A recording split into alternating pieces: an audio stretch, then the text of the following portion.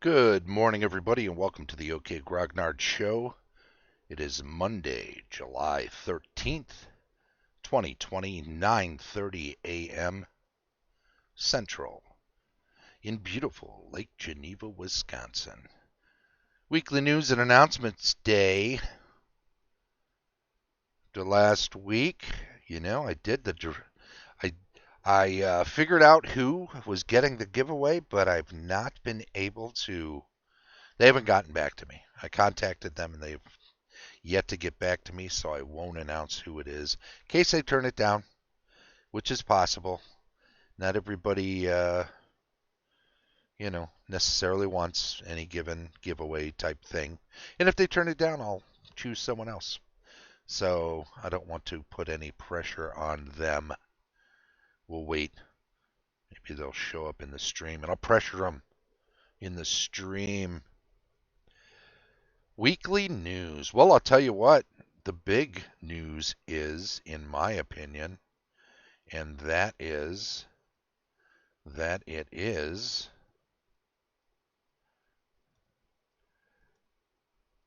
2 weeks for Gary Gygax Day. That's right. In 2 more weeks, it will be July 27th, and that is the anniversary of the birth of Gary Gygax. And that is a day when we like to run RPGs, since he is a definite publishing titan, or was, passed away in 2008. Everyone who knew him misses him, I am sure. And, you can get into a lot of discussion about when the first RPG was and who first championed the concepts integral to role-playing games in relation to war games, and whether or not it was war games are a progenitor of role-playing games. There's a lot of discussion. Obviously, fellas like David Wesley and his Bronstein gaming, you could easily consider a sort of a proto-RPG scenario. Individuals were giving their orders to a referee. But, a lot of games were like that back then. Any game that was doing simultaneous movements, and rather than rolling for initiative and taking turns, as was done in a lot of other war games, any game that had simultaneous actions and movement would require you to write down what it was you were doing, and then to reveal them together and figure it out if there were two players, or if there was also a referee involved, allow the referee to determine how those things fell out based on the timing of what they should be, based on what your actions and orders were and whatnot. And sometimes you'd have to clarify. Now, in the case of Bronstein, there were people actually vocalizing what their characters were saying, and having face-to-face interactions in character. Of course, this is an extension of some of what was taking place in gaming back then anyway. People that really wanted to be involved in their gaming would sometimes take on that persona of whoever the leadership was of their army or their faction, and would sometimes make some utterance, even if it was nothing more than charge. Do we consider that role-playing? At what point is role-playing role-playing? If I play chess, and every time I move a knight, I make a horsey sound, If I pull out a couple of coconut halves and say, "Ho, Concord," am I am I role playing while I'm playing that game? Does that become a pseudo role playing game or a proto role playing? I don't know. There are a lot of lines to cross and blanks to fill in where we get to that point. Certainly, Dave Arneson playing up in Minnesota with his group, using some of the same fundamentals that became part of the game are could easily be said to be role playing. Certainly, even more so than Bronstein, which I would say people were role playing with that too. But I think what we celebrate when we think of Gary Gygax is the drive to take all of those rules, some of which were incorporated based on Dave Arneson's work, some of which were whole cloth his own. Um, to take all of that, some of it, let's credit Dave McGarry with the idea of dungeon levels and treasure and monster um, values and degrees commensurate with dungeon levels too. So let's definitely give Dave McGarry some credit for that too. But ultimately, what we've got to say is that Gary had a company. Gary typed and typed and typed and put all of those things that were incorporated into what was known as I don't even think it was called role playing at that point, but it was definitely a type of wargaming rules, and put those all together and got them published. And in 1974, that's what happened. I think we celebrate that around the 27th of January as D&D Day. I know that there's some controversy over whether it was the 27th or the 26th or the late in the month or whatever, but for me, the 27th of January is D&D Day because it's easy to put it 6 months either side of Gary's birthday, the 27th of July. You can't mess that up. You can't forget it. It makes it quite useful. Morning, LexFire22, Death Angel Shadow. Thanks for dropping into the chat. Just discussing this upcoming Gary Gygax Day weekend. The 27th is on a Monday, 2 weeks from today. I went ahead and suggested that celebrations should start on Friday. Let them go all weekend. Let people start running their games. Because let's face it, schedules being what they are, how do you get people together? Is it tougher now with the current situation in the world, or is it easier? I don't know. For some it's easier, for some it's tougher.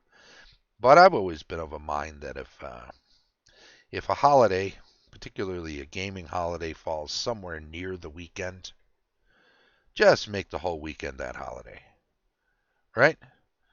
Have your have your barbecues, have your games, have your special remembrances happen anytime during that weekend leading up to the actual day. Why not? You know, you get more people involved that way. Oh, I can't make it on Monday. I guess I can't be involved. Nah, you can. Start it up on Friday. Make a plan. Play some games.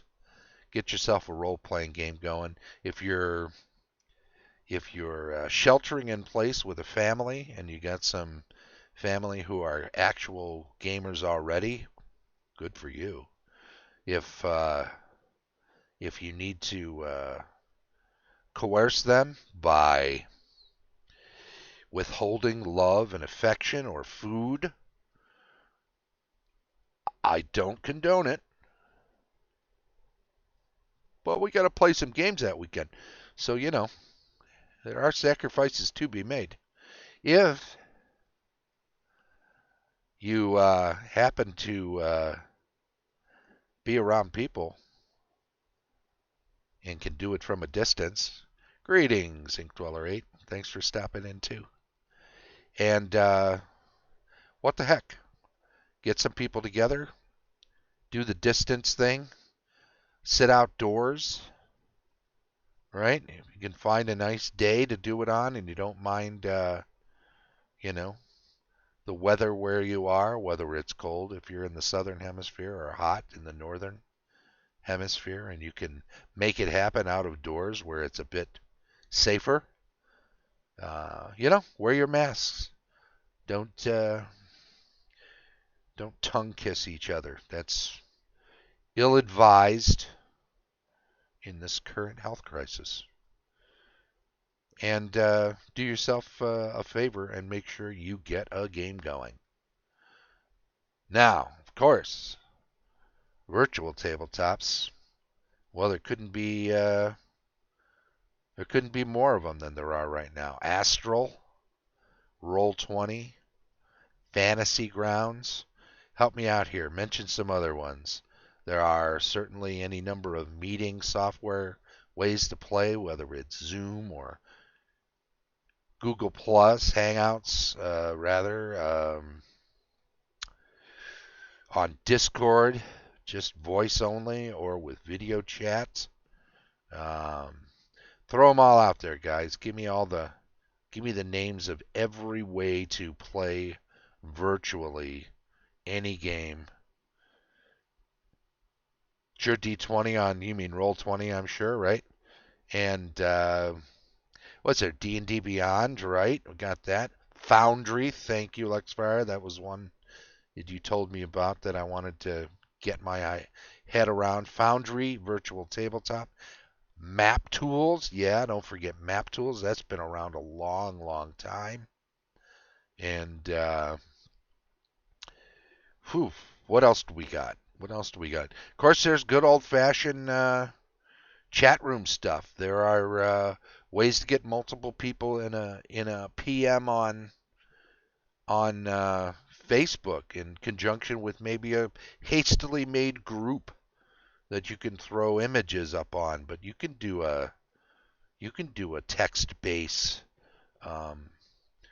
PM with multiple people and just pound out whatever you want to do. Certainly, if you're running the game, you can be prepared with certain blocks of text that you can copy and paste in for descriptions and stuff, and then wing it in between. There are all sorts of. D20 is another one. What is D20? Capital D20.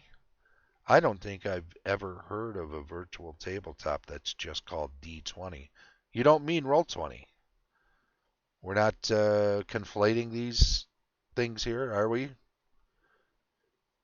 Throw me a link in there if you got one, because I'm unfamiliar but keen to learn. Sure, okay. Well, you say so, but I don't know. If I type in D20, it's not really going to pop up real fast, is it? It's going to be bogged down in every other thing that says D20, right? Lost Nomad. Hey, check your whispers there, Lost Nomad, would you? Discord does video streaming now too. Been using it over a year. Absolutely. GGG Games. I see 3 dots. Oh, I see. Okay, yeah. Add VTT in on the search, right? And that should do. Oh, D20 Pro. Yeah, I've heard of this one. Absolutely. D20pro.com. Yeah, you could check that out too. That's another virtual tabletop. Well, it's been a while since I heard of that one. Thanks for reminding me, Lexfire. I appreciate it. GG Games. What do you got going there? You're new. I haven't seen you in here before, have I? GGG. Very cool.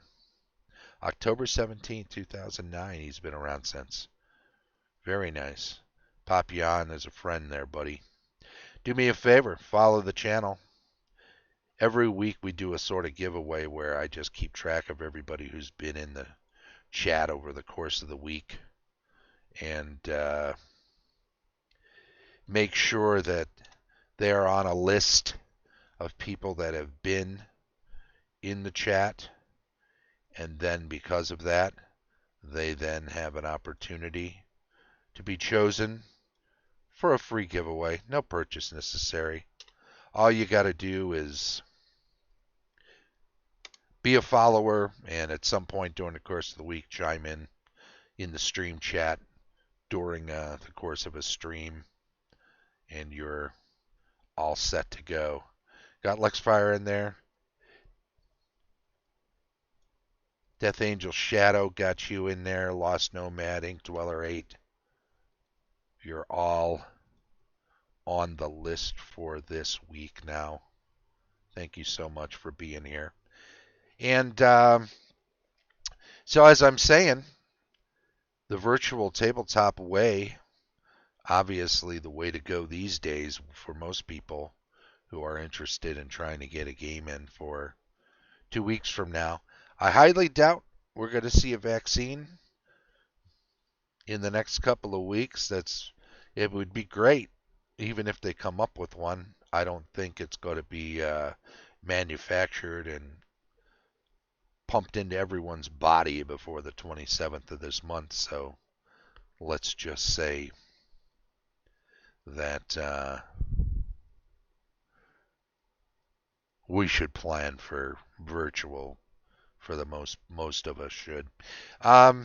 Hey, also that Monday, I think I'm going to switch the show that Monday to 9:30 at night. It'll interrupt a game I hope to run that evening. So I use, says Death Angel Shadow, MT Map Tools, that is, right? Run 2 copies. One is a server for serve other for players. Throw it a separate screen and share it to my players via Discord. Oh, okay. So your players get to see one, but the other one is what you're showing there.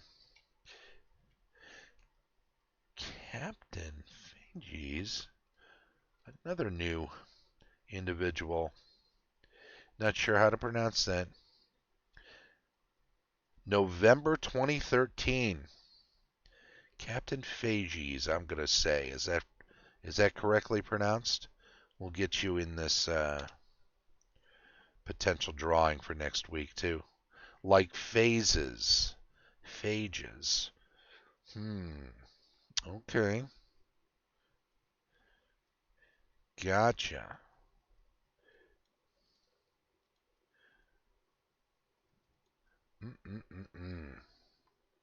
Well, you're on. You're in the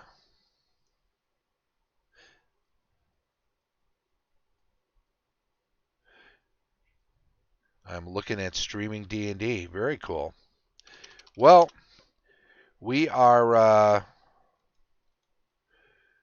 the occasional. Good morning, Grail Knight. Thanks for stopping in. We are the occasional run a game on the stream, but for the most part, 9:30 a.m. I deal with various D&D topics and just expound on them throughout the week. Here, let me show you something real quick. Why not, right? Because it's easy enough to do this. There's a schedule. How I would capture 6 different webcams for an overlay. Oh, wow. You probably want to look at OBS software. I think most people use that or one of the variations on it. OBS, the initials. You can, as many different inputs as your computer can deal with. You can have that many cameras. I mean, you can use multiple. Oh, a lot of people, they'll use like Discord, voice chat, and then everybody's up there together. And then if you're using OBS software, you can designate Discord as an input, as a specific input, and then add that into your display, right? Um, there are multiple ways of doing it, but OBS is the way. It can capture multiple sources, as Death Angel Shadow says, and yeah, you just have to have everybody join in.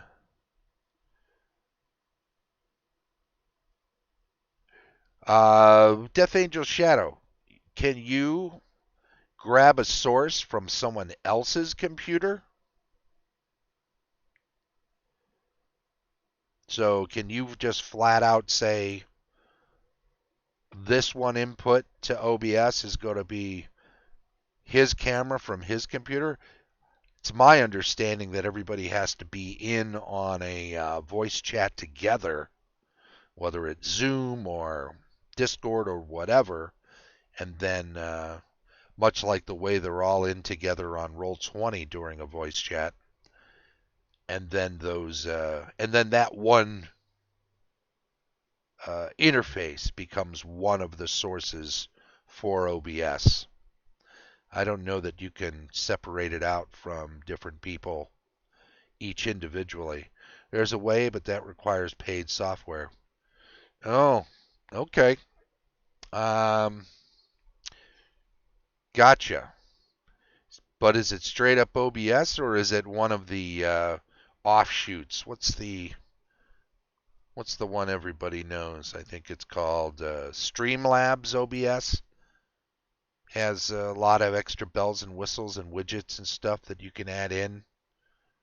That's a OBS with extensions. Yeah, Streamlabs OBS is free for Twitch in its base form, but isn't there like an upgraded version that gives you more options while using it? That's like a paid version. The simplest version's free. But I think Death Angel Shadow is suggesting that there's paid software you can use that's a version of this that allows you more options. Streamlabs as add-ons, and those add-ons sometimes cost money. Is that the idea? I mean, obviously they've got to make some money. And Prime, there you go. So maybe you got to pay a little bit here and a little bit there. Upgrade your Twitch, upgrade your OBS, upgrade your Streamlabs OBS, whatever it is, and you get a lot more options. I don't know. Personally, it seems simple enough to me just to run Roll20 and use their voice and video chat. It's all laid out in a very simple way.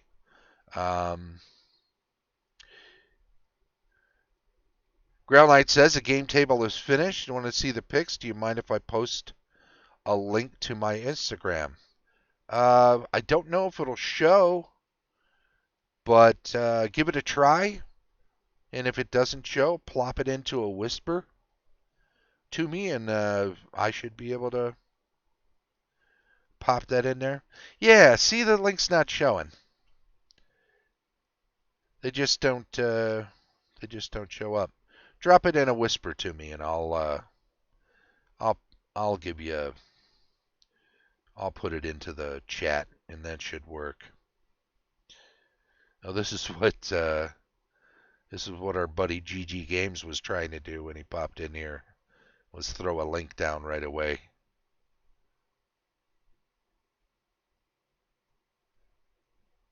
And it didn't work.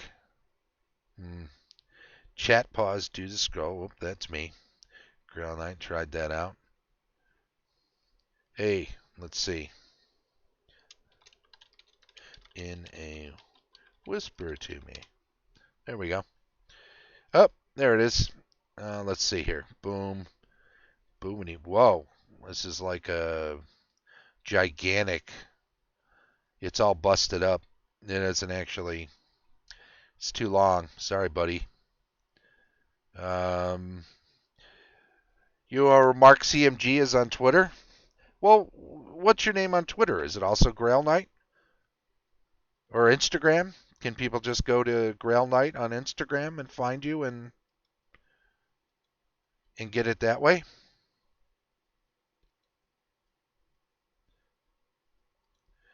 Because yeah, no, the link's all crazy busted up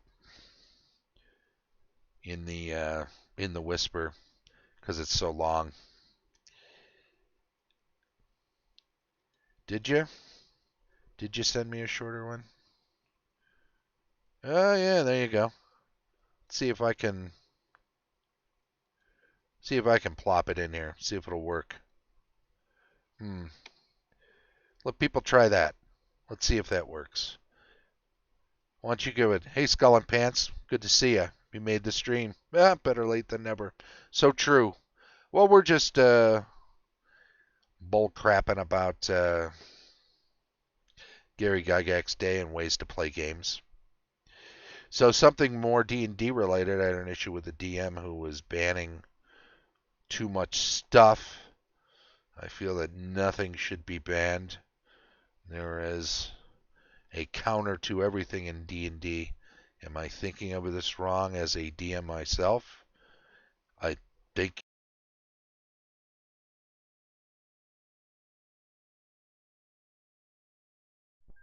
think you can do in your game whatever you want to do. And if somebody else has a game and they want to ban stuff, that's their game. Nobody's required to play in anybody's game, that's for sure. And certainly, by saying what you said, you seem to be saying that you don't enjoy playing in games that have that many things banned. But I've played in some very fun games that were super rudimentary. Obviously, when you've played since '74, when they didn't even use D20s and everything was six-siders um, for damage, and people were pulling chits out of a cup at some tables because they didn't even have dice. It's hard to say what's banned and what's not, and what's important and what's not to a game. I've played in games where there'd be a portal and all of the characters wound up back in the Stone Age. There was literally almost nothing going on back there, and certain spells wouldn't work because I think by the DM's explanation, certain gods had not come into being yet, so certain clerical spells were out, and certain cosmic forces had not come into being yet, so certain arcane magics were not available or possible for casting. Um, it still was a lot of fun. It was a puzzle.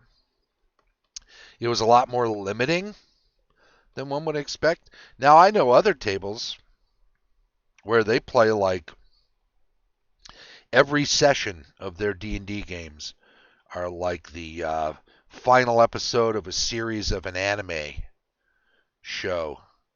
And there's big monsters all over the place, and there's ground shaking events happening all over the place. And every time somebody throws a spell, there's going to be a crater. And, you know, that kind of gaming, that's the kind of gaming they like. And in their kind of games, almost nothing is banned. But I'll tell you something else about those games. Having watched one group play that type of game for 3.5, 4 years together, I know that every other week, at least one of them has put a new character together. And all of them have lost dozens of characters over several years. Or collectively have lost dozens of characters over several years. So, if that's the kind of game you like, more power to you. Do it, right? Does it feel like a campaign? Well, I don't know. Characters are coming and going that fast. Hmm. Hard to say. So, Phages, you say issue banned bards.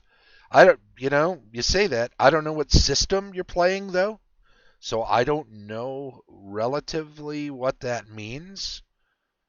I know that if you're playing first edition, you don't start off with a bard. Are you Captain P? Are you familiar with first edition? Because original bards, you had to be a fighter till you were like fifth level, and then you would switch to thief, and then you'd go up in thief for so many levels. Okay, so you can imagine that if you're playing first edition and somebody says, "Well, no bards," there you go, right? Yeah, Wizards hit dice or four-sider in first edition for sure. So he banned Sentinel. I don't even know what a Sentinel is. Halflings, bards, lucky. I assume that's like some bonus thing you can get. First edition Wizards help. You trip on a rock and you die. Oh, there's the old joke about being killed by a house cat. Lucky is a feat. Okay. Aren't isn't it as I recall the original 5th edition rules, feats were an optional thing in the first place, right? All feats, right? So if somebody felt like a certain feat was a little too all powerful compared to other ones, I don't know. That doesn't seem so out of line, right? Rather than just say no feats at all, they say, well, we'll have feats, but in my particular setting, this particular one is a little overpowered, so let's just nix that one and say this one doesn't work the same way, and this one will dial it up a little bit because I want to see things happen based on this more often. And in my setting, it wouldn't hurt to have that be more powerful. So, yeah, without a doubt, depending on the setting, you're going to see people adjust the power levels of all sorts of different rules, classes, races. In my own setting, in first edition, I don't allow evil. If somebody's playing a character, in fact, and uh, becomes evil over the course of a game session, the end of the session, their character's an NPC. It's no longer a player character. So they really had to the end of the session to figure out a way to come back from that, to rescind that evilness. I don't allow evil PCs and therefore don't allow assassins. Monks are not a thing in my own first edition games. I'm a Western European setting style, and there is no contact with an Eastern European or Eastern um, hemisphere because it's not really this world, so that doesn't really exist. But also half orcs. I don't have half orcs in my game. I don't like the idea of the implied way in which they come into being in most settings. And rather than get into all that, I just as soon just disallow them right from the get go. So no half orcs. And that's pretty much it. 1985. Death Angel Shadow. What is 1985? Killed by your familiar, right? Yeah, that's always tough. And do you fight back against a familiar and then wind up killing it and taking the damage yourself? Well, we're past the half hour point. Is Lost No Man still here?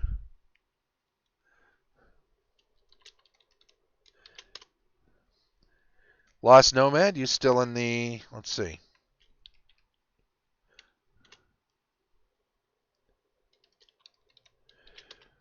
See if we can get the attention of this. Must still be here, right? Otherwise, I couldn't tag them, highlight them. Well, we'll see. Let's give it a minute. My group is heading into the final 4 to 6 sessions of Tomb of Annihilation. Been running for about a half a year, or a year and a half. Twice a month games. There you go. So we're looking at every couple of weeks for 2 years, more or less, running this campaign. What is the level range on Tomb of Annihilation? Does that start off at first, or does that start off higher and then wind up dialing up even higher? Death Angel Shadow 85 was your introduction to D&D. Very cool. You got in during the heyday. Starts off at first. Nice. Grail Knight and Death Angel Shadow have been running the same 5th edition campaign book, Tomb of Annihilation, for about the same amount of time. Now, here's a question. Can you say something to one another that isn't a spoiler necessarily, that will let you know where the other one, where you are, where your group is? 1st through 11th or higher, they just reached 10th, so you're getting pretty close there. What was the latest thing they did? And Grail Knight and Death Angel Shadow, what was the last thing they did in your game, your player characters, so that the other one can know where your groups currently are? Palace of the Silver Princess, 1979, first adventure for Lexfire 22. That's so cool. Grail Knight says, my group just finished Harakhamar and now heading toward Omu. Okay. How's that look compared to your group, Death Angel Shadow? Are they in a similar place, or are they, and Death Angel Shadow, what level is your group currently? Are they up to 10th level already? Are they getting that close? Do you expect them to be 11th or higher by the time your group is done? Or now, you've been saying you've been playing the same amount of time, but have you been playing just twice a month like he has, or has your group been playing every week? How much farther? Yeah, I had to add something between Harakhammer and the other, Death Angel Shadow says, Underground. Just once a month, if that. Okay, so, and your group is 7th, 8th, 9th level even, possibly? It's slower going the higher they get, right? The more experience you need. And, depends on play style. I mean, if you're doing a milestones thing, that's one thing, but if you're doing experience points and keeping track, 12 players now. Wow. 7th, I think. Let me check. No, that's okay. The estimate of 7th is fine. You don't have to dig through anything if it's inconvenient. It's good to know. 12 players, though. That's fantastic. Are they all there every month? You need to break them up, really. Yeah, well, if you could run 2 games a month, you could just split them down the middle and they'd still get to play once a month. But you'd have to run twice and then run for 6 each time, right? 12 is a lot. I've recently been running, well, a few months ago now, right? Um, with 12 players. If you look on my Facebook page, you'll see that my current cover image is the group I had going for over a year, since January 2019 on up to when we took a break, running a first edition game for them. And I think there were in the area of 7th level about that time, so a year and 2, 3 months, right? But yeah, 10 players, and it fluctuated. Often we'd have around 8 players. Um, I think at our peak it was 10, and about halfway through, one of the players was dropped, work schedule thing, and then another player was moving on. We replaced one player. Um, but most of the time, I think we had 9 players, the vast majority of sessions, which is which is a lot for some people. But I like groups of that size for first edition games, especially if we can go 4 hours, 3.5, 4 hours or more in an evening. Then everybody feels like they've gotten their time in and they've had their chance to be in the spotlight, I guess, and tend to cap your players at 6. You know, for some rule sets, definitely third edition games, I would cap at 6 myself, expecting that one or maybe two would not be able to show almost every week, and I'd wind up running with 4 or 5 most of the time. For third edition, that's as much as I wanted for that rule set, and I like third edition. It's not a bad rule set at all. It's a different game than first, for sure. Um, when I was running fifth edition, same. I think I had 5 players almost all the time, and that was it. Fourth, I didn't run. I played in a few games, but didn't care for it. Didn't stick with me. Second edition, I don't think of that as a whole lot different from first. I think it's more intricate, fiddly. I usually just stuck with first. Original edition, I know that when we were playing back then, we would have 4 or 5 people around the table, and of course would just hire tons and tons of henchmen, hirelings, and that was great. 5 is more than enough for you, huh? GG Games, right on. What's the GG stand for, by the way? Now I'm curious about that. GG Games.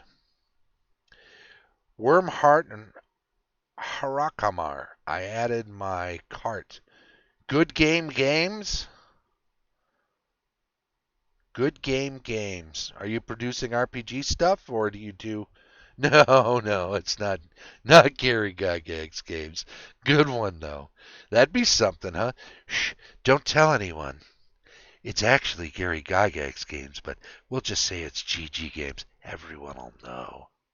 It's good enough. Yeah, that'd be something. You'd get away with that for maybe 5 minutes, probably, right? It'd be fun. It'd be an homage. It's a parody. That's all. That's fair use, right? Anywho, where are we at? 43? All right. Well, we should probably wind it down. I don't know. Do you guys have any other ideas? I've been waiting for Lost Nomad to check the old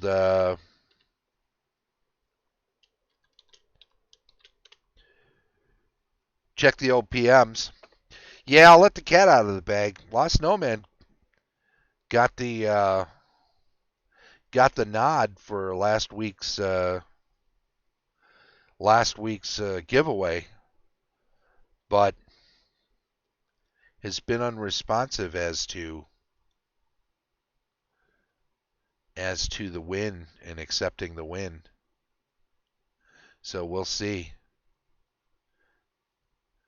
We'll see. Maybe Lost Nomad isn't interested in Gamehole Con.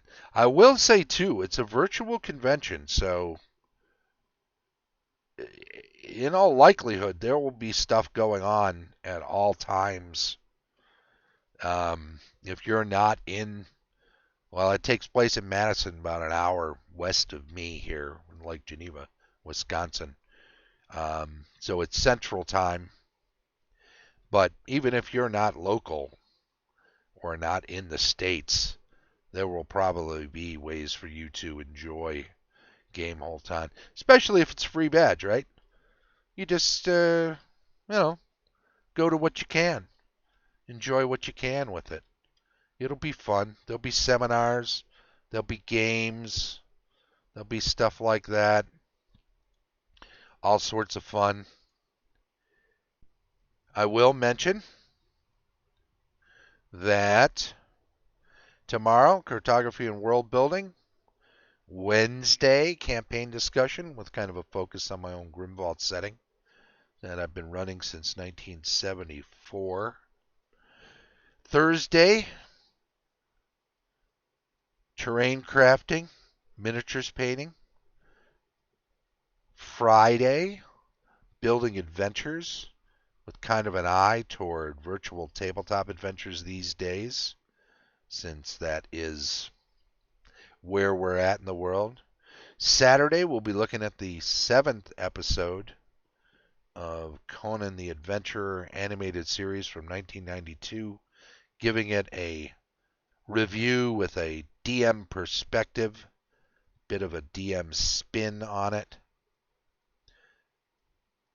Cons are fun, Death Angel Shadow, for sure. Rules retrospective on Sunday.